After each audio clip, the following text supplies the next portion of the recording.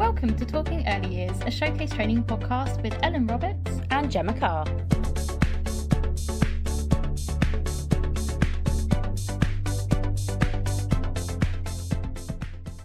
Hello and welcome to today's Talking Early Years podcast. On this episode, we are going to be discussing everything mental health. We have our very first guest. So Nicola Bailey. Nikki, can you tell us a little bit about yourself and what your role is? Hello. Firstly, thank you so much for asking me to come and inviting me. So as you've just said, my name's Nicola Bailey. I've worked in work-based learning for over 14 years now. And since I started my journey, things have dramatically changed, developed, but I've had a particular interest in supporting learners and using my necessary, the necessary skills to do so. And that's an area that I'm particularly passionate about. Particularly being directly involved in supporting those that are having, a tough time, because it's just so incredibly rewarding. So as part of my role, I'm actually their mental health first aider. Love that. It was absolutely lovely to have you on the show, Nikki. We're really grateful for your time this morning, for your valuable Thank you for joining input. us. Yes. Very excited to be on.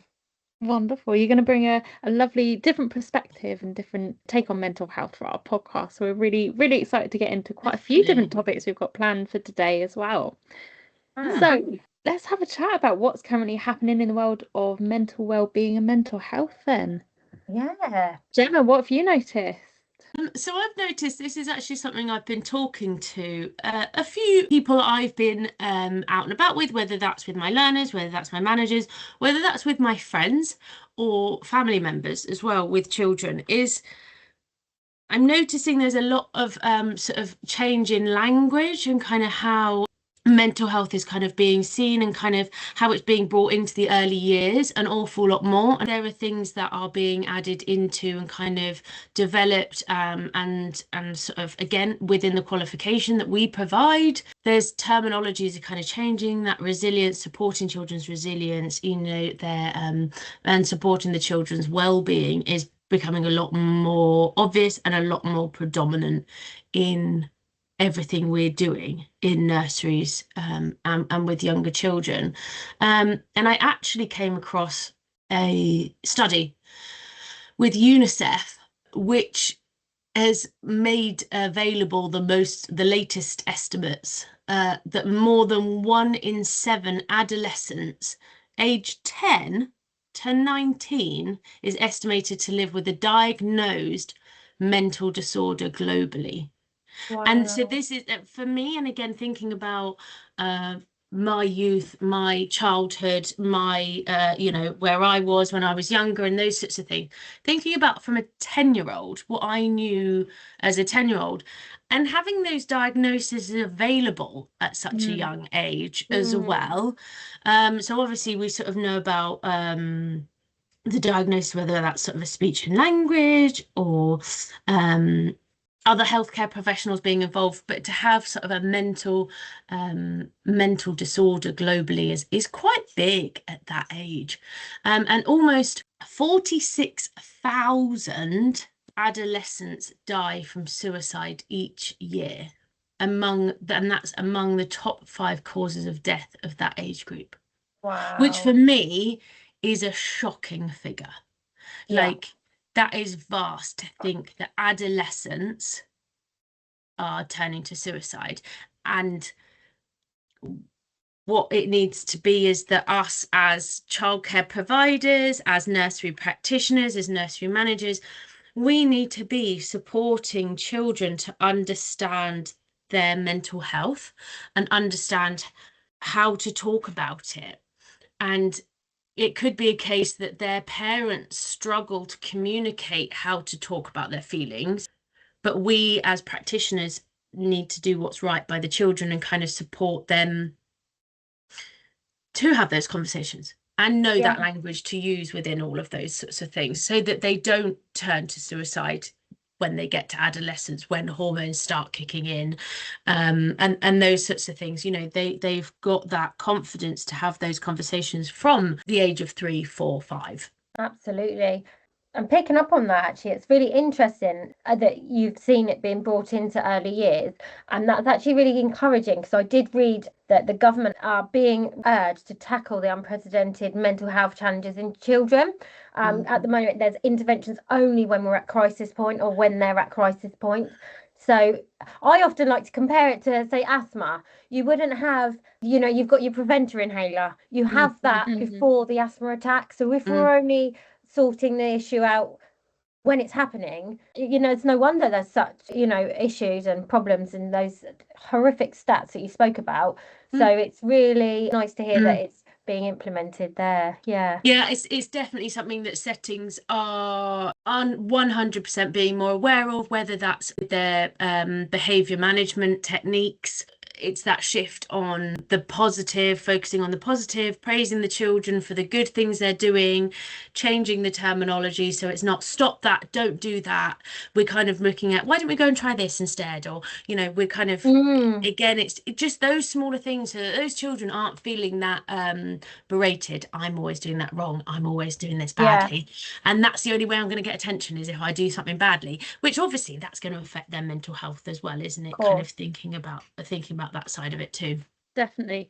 And that very much ties in, I think, with certainly with the adolescent kind of theme of mental health at the minute as well, and trying to look at those early years. I mean, I remember 20 years ago, you can get a diagnosis until you were 16 plus. No. So for that to be lower, I think is a good thing. I think that early intervention is so key. And I know from our showcase newsletter, I read recently about Instagram and TikTok removing filters for 16-year-olds and under, which I think is a really positive thing. So looking at the sense of self and how people are viewing themselves, especially in comparison with other influencers on those particular apps, and being more comfortable in your individual skin, I think is always a really, really positive step. And for TikTok as well, something I have read recently, which I think is an interesting discussion really to have between us and maybe for our listeners to have a think about as well, is that TikTok is going to be banning under 13s from the platform.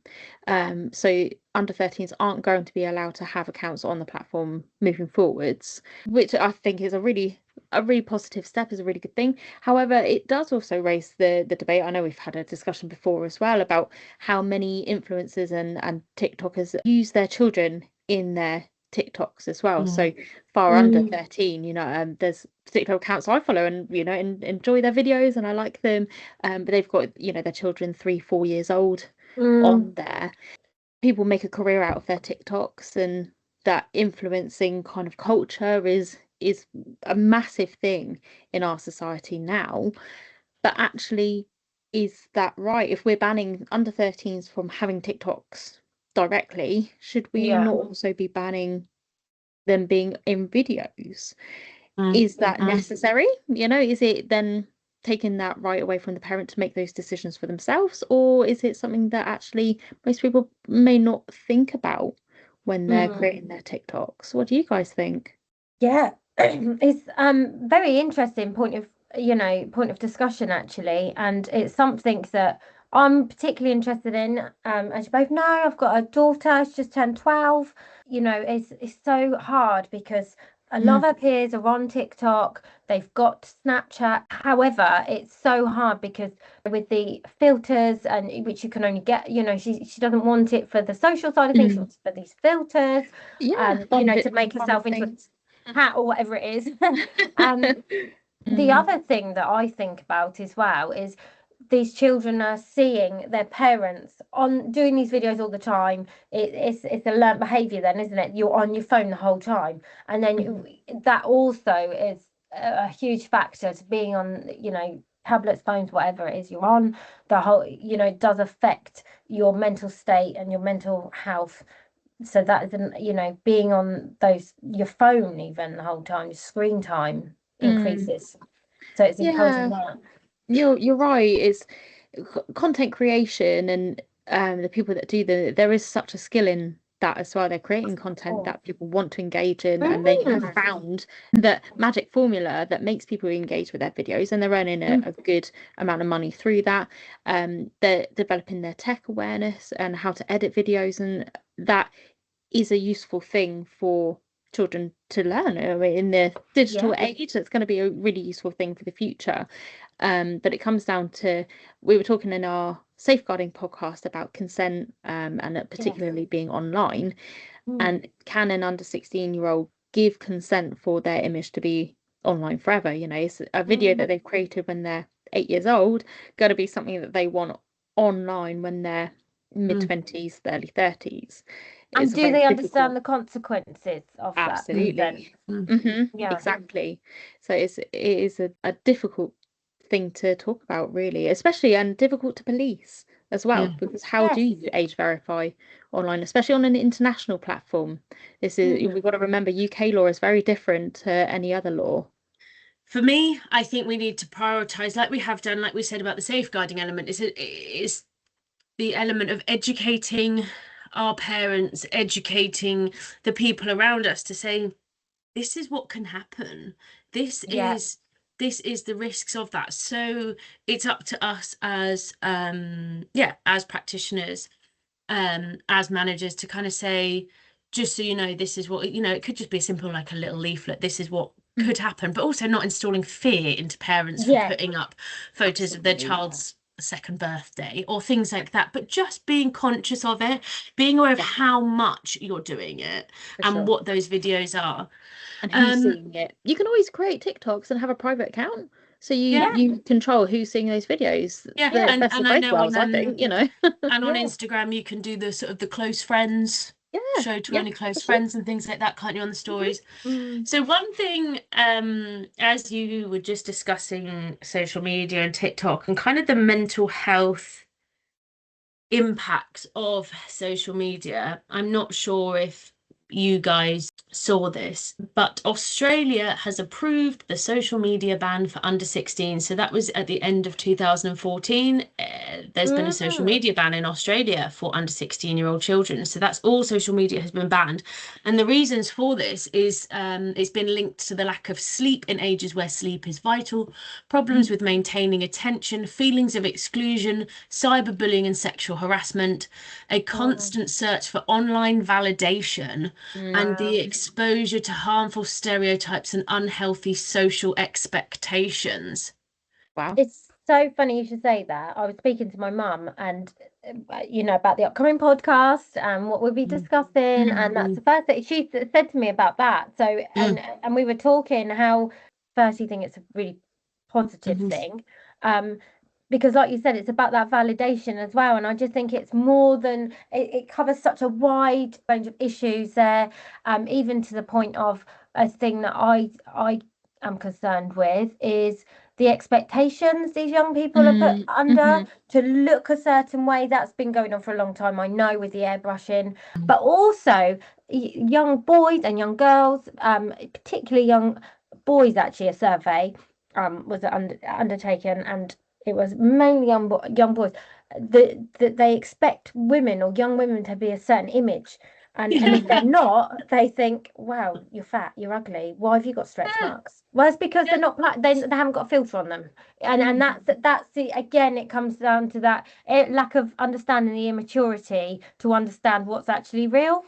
And I think this has always been the case. Like these images have always been out there, you know, like look at us when we were younger ages, you know, me being 34 now, don't tell anyone, me being 34 now is that it's that we had, there were those expectations still when we were younger. You know, you had your pop stars, you had you know, there was the boom of X Factor, Pop Idol, those kind of things. But even before that, we're talking the images of celebrities on covers of magazines, you know, looking at, you know, Playboy magazines, things like that. I know that's a bit on the nudie side, but it is that male expectation as to what women should look like, which it's a hot topic for me, but we're not going into that too much today. But it is one of those things where we sit there and we go, those expectations have always been there. They have always been seen through the media, but the problem is that's the development of social media, so that it is constantly in your face at all times, no matter what your age is. You know, so it's not just I don't see that because I now buy Country Living magazine or whatever it is, because Don't you my hate taste it, is Gemma? but it's that, it's still there, but it's just so more present for all children. And Yeah. again, for us, we didn't have mobile phones when we were No. this age. We didn't have mobile No. phones. I think I might have got mine when I was maybe 14. And Yeah. again, there was no such thing as social media. All we could do on our phones was play Snake. So Oh, yeah. And try Google not it to if you text don't know each what other that too is. much. Yeah. But and to kind of just, it's the constant that it is. That's what I think, that's what where the issue is stemmed from. It's just the constant seeing of all of those things Yeah. and those expectations that's Mm. become the issue, and has become how all of these studies have shown such a drastic leap in the statistics that are coming out of them, Yeah. of those mental health disorders, is Yeah. because of that social media playing such a Mm. vast part in all of that. I think it's really important to add, actually, though, we're not saying, you shouldn't be looking at it, or if you're, No. because it's fun. Makeup videos for some people, me Mm. included, they're fun, I know, and it can be fun. You can enjoy watching, makeup videos, looking at these glossy girls, Oh yeah. but it's just, as you say, educating young people and adults what's right and what's not, what's true and what's not. So yeah, you can enjoy social media. It connects people. Particularly, I know we talk about COVID a lot in our industry, because it's still prevalent. It's still affecting us, and we've spoken about it a lot. It's going to for years, but it brought people together in a way that if we didn't have it, I think it would have been horrendous, much worse. So Definitely. yeah, I think it's also important to remember the positives of it as well as 100%. the negatives. I think it's just being very conscious of your own mental health and knowing what is too much, what is too far. I need to step away from this right now. And again, that's like any situation, isn't it? You could be in a social environment where you go, whoa, whoa, whoa, I'm starting to get that funny feeling in my tummy and a bit crawly. I need to get out of this situation. Yeah. That could just be an overwhelmed feeling, whatever that is, but being conscious of what those feelings mean and what your body's trying to tell you. And that's exactly the same when it comes to that social media. Whoa, I've been on this platform for 3 hours now. I think it's time I come off. Doom scrolling enough. And again, yeah, exactly, that doom scrolling. You can, and I know that you can set those timers on your phones as well. That's kind of a setting that you can put on your phone so that it kind of goes beep, beep, beep, beep, beep. You've been on here for too long. You've been looking at Instagram at these cat videos for too long now, or whatever it is, and kind of giving yourself that break and being aware of how you're feeling and knowing how to stop that. And like you say, Nikki, it's not all doom and gloom, because it's not. It is a lovely platform to see your friends, but also being conscious not to make those comparisons. Just absolutely, you do you. Definitely. I think those strategies are a really good point, actually, setting those time limits and knowing if you're starting to feel a bit sort of, my life is rubbish, or I wish I was, on holiday, or whatever it might be, to take a break away for a second, just have a bit of time without your phone. As you say, social media can be a really positive thing as well, and something I follow on Instagram. I follow a couple of pages. One is called Action for Happiness, and they are so brilliant. They post different just positive affirmations every day, or just little tips for improving your mental well-being. And there's so many things that are instant quick wins, just to remind you that you can be present. There's another page called Positively Present, funny enough.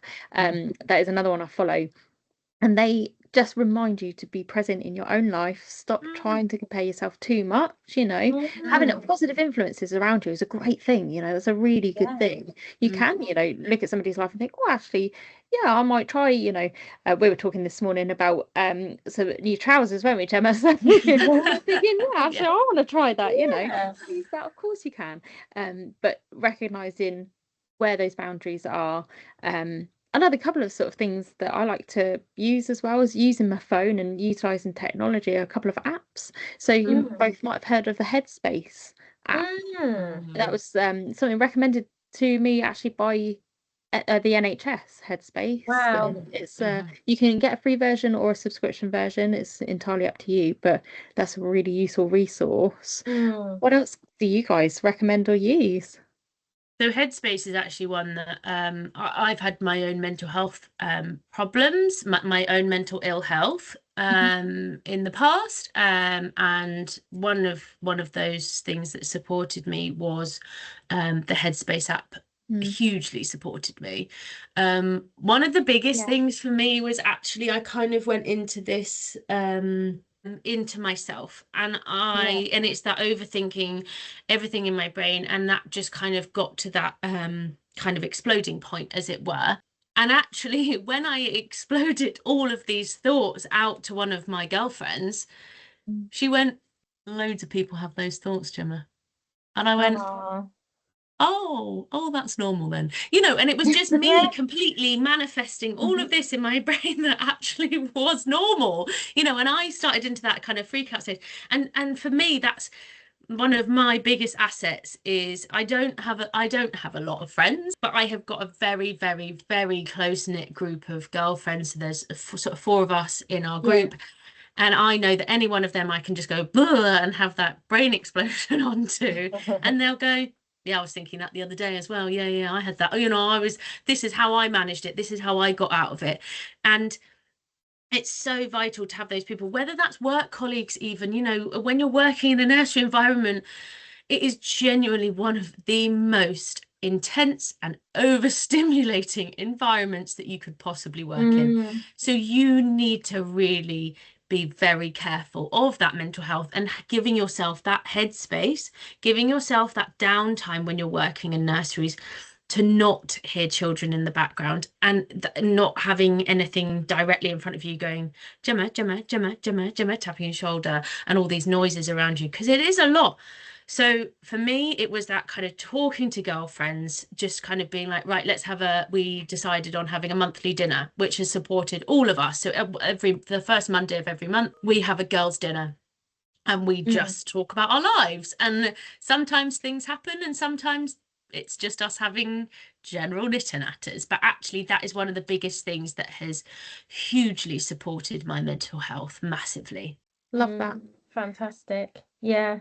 Communication is one thing that, as part of my role as mental first aider, that's something that I mainly focus on. And it sounds quite obvious, but it's not. And as you, thank you for being honest as well, Gemma, because I think it's really important to remember a lot of people do struggle, or don't struggle, but they have had situations where they've felt different things, and being able to communicate. And I just wanted to touch on that, actually, what you've said about, that it feeling normal. I think often, and I know you spoke about it in your last podcast, with regards to resilience, and understanding that those thoughts, it's normal to feel some sense of anxiety or worry, and it's understanding the differences.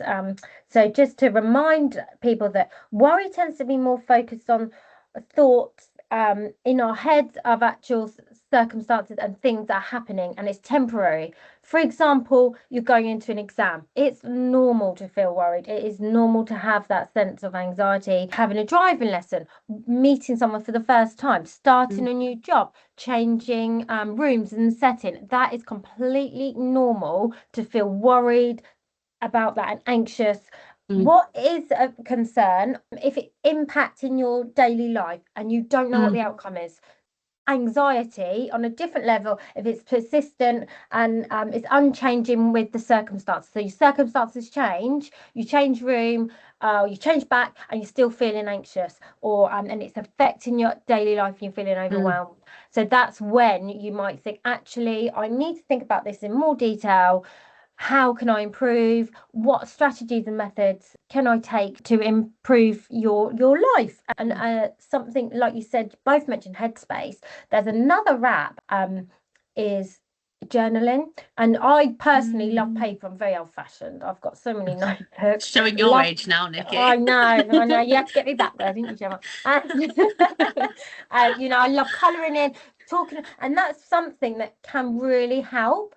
Writing down how you're feeling, And then this app allows you to do it on your phone, actually. Another thing you can do is then screw it up. It's that actual physical act of screwing it up, throwing it away. So that's your body or you dealing with that. So I've written it all down there, all my issues, how you felt. It could be rude. No one's going to read it. You know, just get it out. Oh, so-and-so made me feel really horrible today. Or I wish I'd dealt with this differently. Having that self-reflection really helps, how you can deal with that differently. Write it down, scribble all over it and chuck it away. Some people even burn it. Don't necessarily recommend that because that's how fires start. But just get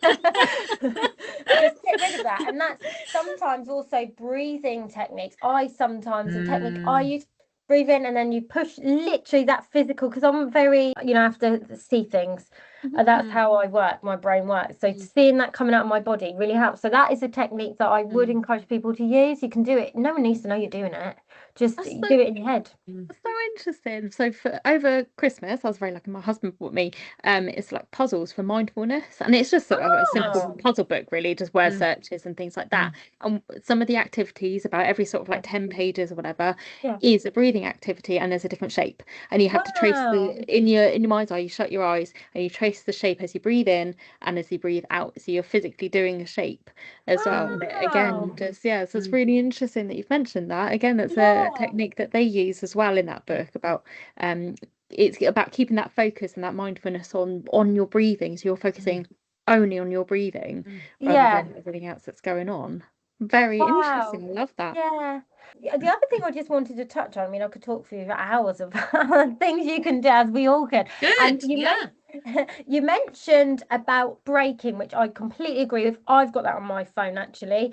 You limit your time you're allowed on social media on your phone, and it tells you, and you can ignore it, but it just helps to. But I think it's important to know what you're going to fill those breaks with, because if you're just going to not scroll, some people are bored after work, completely normal.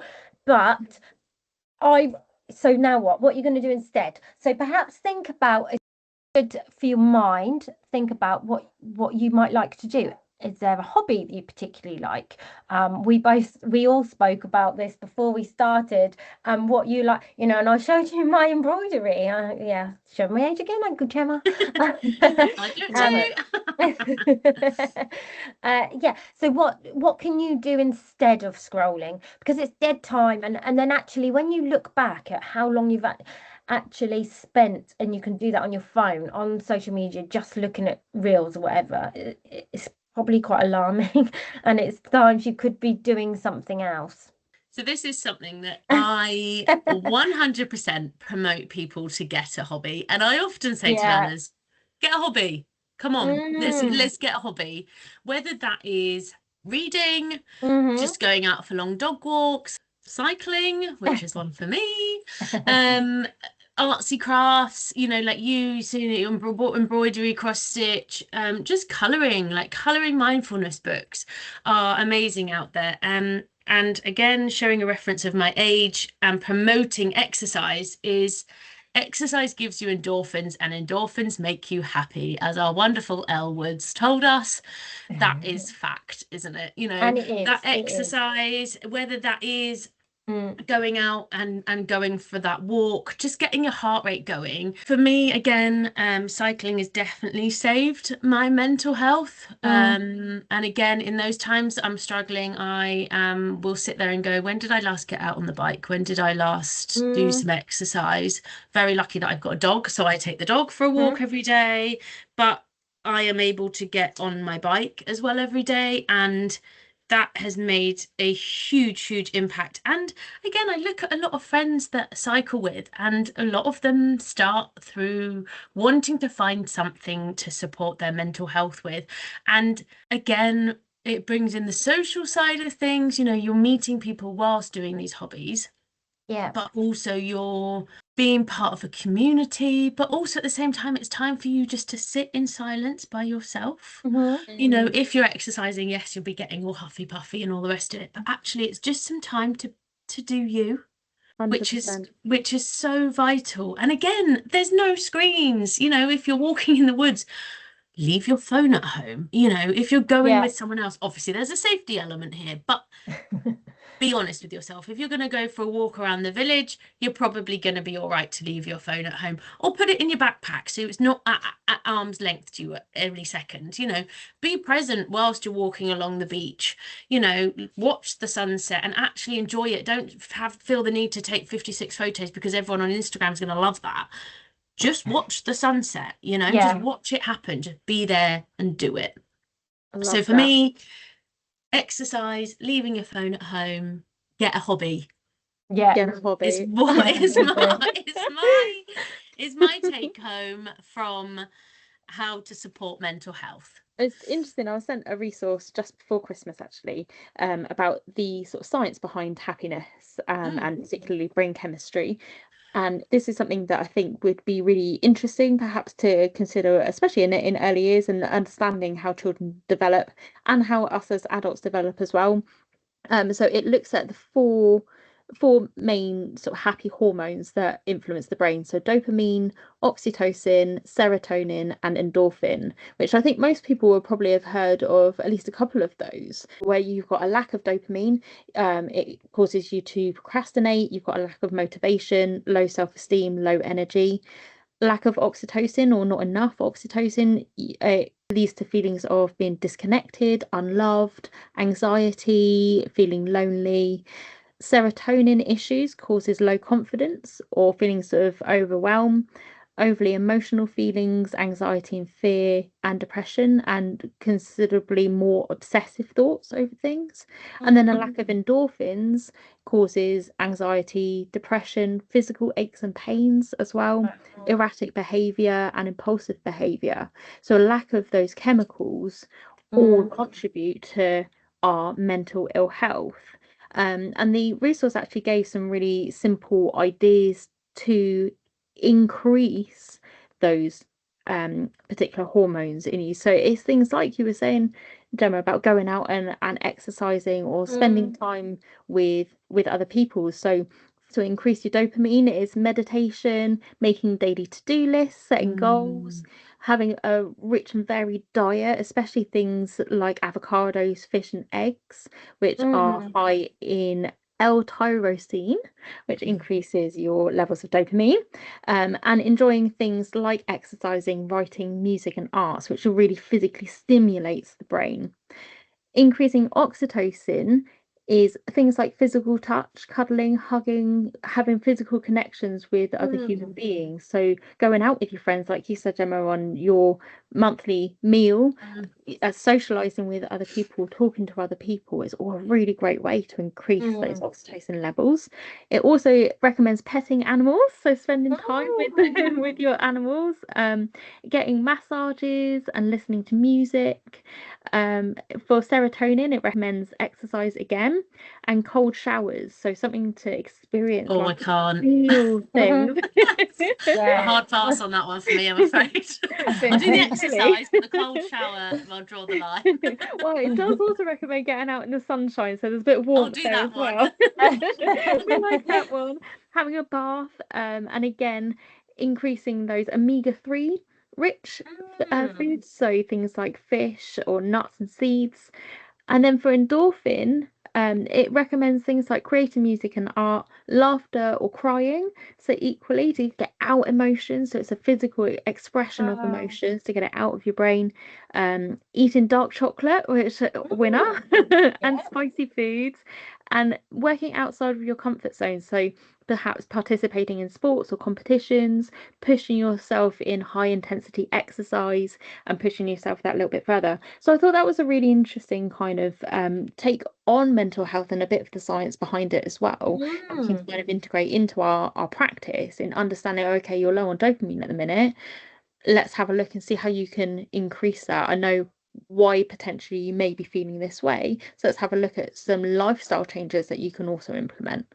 And also those are free. They're not medication. There's not, you don't need to ask anybody for anything of those. That is something that all of you can we can just do it. It's not there's no cost value. Don't get me wrong, if you're going to go to Waitrose for all of those nuts and seeds or anything, it may be a bit more. But we're thinking those are all things that we can do without spending money. So it doesn't need to there's no waiting lists for any of that. No. There's no, I've got to sit on a call and wait for my doctor's surgery to answer, and I've got 2 weeks, I've got an appointment. There's none of that. No. You can do that yourself. You can promote that healthy lifestyles yourself. When you were talking about laughter, there is actually a laughter therapy. Yes. And just yes, watch it. yeah. And I've watched some videos of laughter therapy. And again, Yeah. you just watching people laugh, it's contagious, and you will start laughing, and you might think you're a complete balmy weirdo sat in your bedroom just laughing at nothing, but actually it just turns it all around for you. It does work. Yeah, I've tried that completely. before. It And does. That influence is so important. I mean, how many of us, especially again, it's showing my age now, it's my turn, but Your when turn. we were growing up, and you had music videos and you were watching, the box or whatever, and there used to be these emotional ones. There used to be, with the rain going down the window, and you used to be sat in the window, sad. So when you were sad as a child, that's what you kind of imagined yourself doing. But when you're sad, if you surround yourself by sad, you sometimes indulging in it and listening to sad songs and making yourself cry and getting it out, that does help. Oh yes. But there's a point where you have to say, okay, actually this is perpetuating my sadness. Yes. And I need to break out of that cycle. And as you say, that laughter therapy is so good. I absolutely love it. Just lift you out of that. It just breaks that cycle for you. And it takes that away. I absolutely love it. That's actually something I feel that managers can encourage it, like within team meetings and things, and bring it back to early years industry. With looking back to that survey that I was talking about earlier on, 80% of respondents indicated that their mental health does impact the ability to carry out their role. So if we can get that sorted or improved, then results are better, your staff are happy. What was lovely to read and very positive was that job satisfaction in early years is incredibly high, which is brilliant. However, unfortunately, the mental health and wellbeing is low. 1 in 3 in early years staff at the moment who were surveyed, not everyone I know, felt that their mental health had suffered, or they had areas that they needed to work on. So I think it's really important in the industry that you're in to make sure that you are taking these steps to look at yourself, but also looking at your peers as well. Unfortunately, 700,000 people in the world commit suicide, and the biggest area in our country, I believe worldwide, is men aged 55. And reason being is because that's the age when they feel, right, children have grown up, they don't feel needed, so what's next? And it's the highest divorce rate that age category as well. Oh wow, okay. When a marriage reached 22 years, the peak, that's I was very surprised when I learned that. I thought it'd be within the first 2 years or something, when you've actually found out if you like them or not. But because I'm guessing, actually thinking about it, it does make sense, because that's, if you've got children, not everyone does, which is not a problem. But that's when children have grown up, right? Often you do see that marriages stay together for the kids. And then they've grown up, and you think, actually, I've got 20, 30 quality years left of my life, maybe 40, lucky. What am I going to do just for that? So it's interesting. I think thinking about that, going back into how we can promote it in settings, and how we can support it with the children.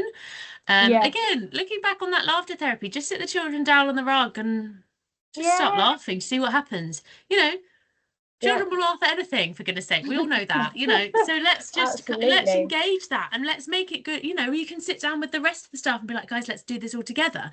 You can all do that, like, as a group, and you're supporting them. Also, there's some really good YouTube videos of mindfulness, so sort of something to think about maybe for the preschool ages, of that after lunchtime, have a bit of downtime, have a little bit, or pre-lunch, no longer sleep at this age, so thinking about how we can support them to rest still, so we can have the mindful video up, which you don't need to show the video, but quite often it's just kind of and mindfulness. Now think about you're in a forest and you ask children all to lie down with their, and you'll say to yourself, the children will never do that. Give it a go.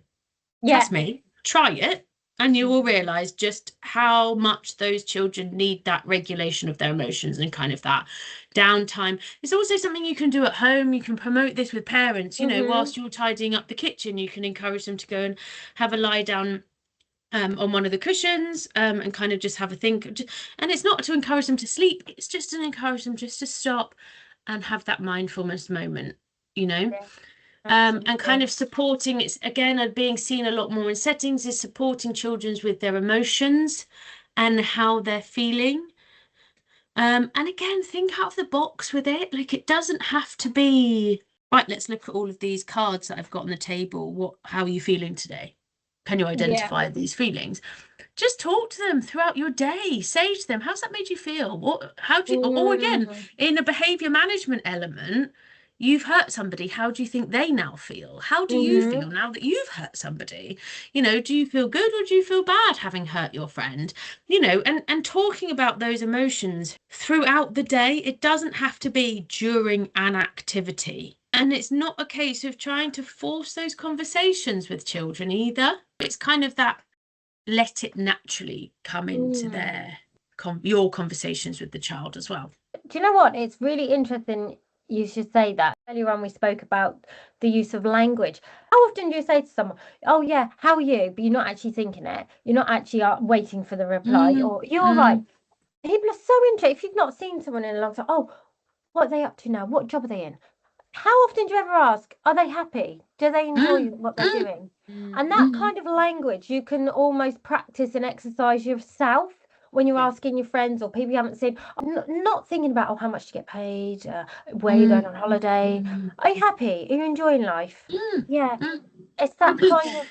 And being an active listener on that as well, and actually asking the question because you care, because you want to know the answer. Absolutely. And always knowing that person who goes, yeah, I'm fine. I'm fine. Really? Yeah. I'm fine. Okay, fine. Kind of, I don't think you're fine.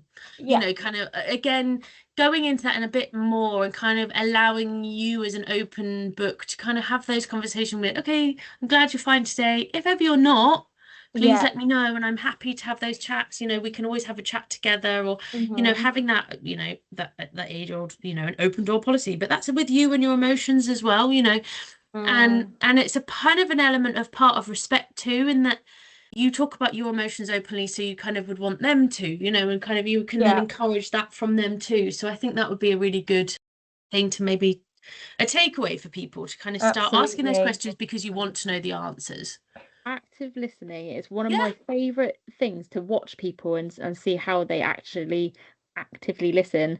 And someone once described active listening to me as a skill about listening to a conversation or what somebody says to actually understand what they're saying, rather than using it as an opportunity to wait to speak. And that is the difference. Are you just waiting to speak, or are you actually listening to what they're saying to you? And it's a real skill that a lot of people don't have. That is such a good point, Ellen. That's something I'm going to be watching as well. And I think being aware of. And you spot yourself doing it as well sometimes. You think, oh, I'm waiting to jump in, and completely. Like, no, don't listen. And again, it's a bit like everything, isn't it? Just stop rushing the situation. Be present. Like I said about, we'll just watch the sunset. Just do it. You don't have to be making it a perfect Instagram moment. Just do it because you enjoy it and because you want to do it. Absolutely. And you want to have these conversations with your peers. You want to have those conversations with the people around you because you want to know that they're safe, they're happy, and everything's okay. Not because you're doing a tick box. Yeah. Genuine interest in another person goes a long way. It really does. So one of the things that I think that Showcase do particularly well is promoting resources for our listeners to go and have a look at. So we have our website, we have a newsletter, we have our blog, and we have our magazine with loads of different resources on how you can improve your mental health and mental well-being. What other resources do you guys use or find information from? For me, I really like the Mental Health Foundation, mentalhealth.org.uk. That's a really good resource to use, and that's something where I do look at really, because it's factual as well. And also when you are looking online, check you're looking at UK sources as well, because often the studies will be from America, and whilst they're still, interesting, might not necessarily be relevant for our country or for us. So that's a massive resource. Also each other. Don't be scared to ask each other questions, which I think is one to remember. You'll notice Mental Health Awareness Week's coming up in May, 12th to the 18th of May. A lot of things online should be coming out then, but around that time you'll see a heightened amount coming out. So have a look. We'll definitely be doing something. Wear green as well. That's just promoting good mental health as well, and supporting those that are struggling. Gemma, any resources or places for information that you go, especially for the early years sort of side of things as well? Where do you go for the latest kind of info? So there's a lot of information, generally about early years, but specifically can go into sort of the mental health element. We can be talking PACEY, PACEY. PACEY have got a lot of information, a lot of availability, and I know that a lot of settings for resources, for kind of display things, use Twinkle. Again, this is very good. They've got an awful lot of, again, I like to promote looking at Twinkle and kind of creating your own thing, though, kind of making it your own individualized resource, but is a very, very good starting point for some options, some suggestions, some ideas of things that you could use. But also something, again, in the early years element is thinking Pinterest, which we all know and love, but it's great for ideas, suggestions, and again is kind of something that you can have a look at. Is there any mental health activities that I can be doing with children, or ways to be doing things to kind of support that? So yeah, Pinterest is very good on an activity element as well. Brilliant. Thank you so much, both of you, for that amazing discussion today on mental health. We've covered so much in our area. Our final kind of thing to close our podcast today is just a question for our guest speaker. So our question is, what was your dream job when you were a child, and why? My dream job was to be a teacher. I think the reason why is, I don't say dream job loosely because I don't know if it was really. I was quite flippant. I flipped between that and lawyer. I was never going to be a lawyer. Don't put yourself down, Nikki. A vet, because I loved animals. But I think it really, the reason why for the teacher is because I had a lovely, lovely teacher at the time. And you kind of think, oh, or Matilda, you watch Matilda, Miss Honey, that came out when I was in year 5. So you can see yourself doing that job, can't you? And so that's why. But it's incredible. I just feel that and there's a massive, again, mental health, but a massive decision to make for massive pressure on children or young adults to decide what they want to do in the future. Please don't worry. Anyone that's listening who's young and you're in the job but you're loving it, just roll with it. Not sure if you want to do it in years and years to come. Don't worry about it. I never in a million years even knew my job existed when I was 16, 18. So you don't know where life's going to take you. So just enjoy the ride. Love that. What a brilliant way to end our mental health podcast. Thank you so much, Nikki. And thank you, everybody. Thank you for joining us, Gemma and Nikki, as well. And thank you to everybody for tuning in today. As always, we'd love to hear your thoughts on the topics that we discussed today. So if you've got any questions or any ideas, please do get in touch. The contact details for Showcase are in the notes for our podcast, and your input really does help to shape our conversations. So do share. Don't forget to like, share and follow this podcast, and to stay updated with everything early years. And as always, let's keep the conversation going about early years. Until next time, take care and keep making a difference.